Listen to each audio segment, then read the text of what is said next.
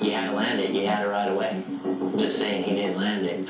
The industry almost backlashed on him. Like, okay, you started that, now we want to see you ride out of it. I mean, there's a lot of great things that came with it, but there's also a lot of really dark negatives that came with it too. And unfortunately, all the dark negatives came from my peers in the industry. So it's kind of like a pretty major slap in the face, but that was part of it. Kerry's failure to ride out of the trick left many wondering if it was indeed even physically possible, and for the next year, no one would even attempt it. The following year, Kerry broke his collarbone leading up to the X Games in Philadelphia, and he originally planned to attend only as a spectator. I got out there and there was all this buzz going on and interviews and just all these situations of, you got hurt, you're not, I guess it stands, there's no backflip, the first one never really counted, like all this kind of shit.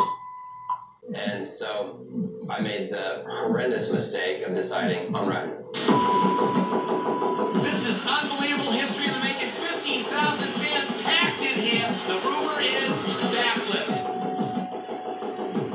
Between the outside pressure and the pressure I put on myself, knowing that I wasn't 100%, I gave in. He actually nailed it, but didn't ride it out, and I know, is this it? As I came up to it, as soon as I hit the takeoff, I completely bottomed out. First thing that popped off was my right hand, and left hand still being on the handlebars, threw the bike in an off-axis spin, and I had to hit eject.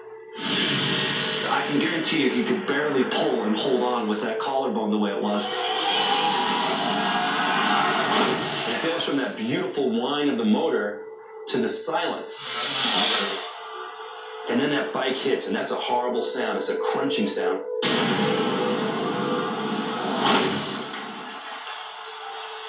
We're going to experience this great joy. He's going to do this great thing. And then a father sees his son hurt, and it's not fun anymore. He tried it 2 years in a row. He crashed 2 years in a row, the second time really badly. Are we placing so much pressure on these guys to perform something that just isn't possible? I broke 16 bones in my foot, 4 of my ribs up the right side, tailbone, wrist. I mean, it thrashed me. With a heavy television viewership of the X Games, freestyle motocross had emerged as its own lifestyle and industry, having broken free from traditional supercross, which still felt threatened and hostile to the free-riding rebels. But some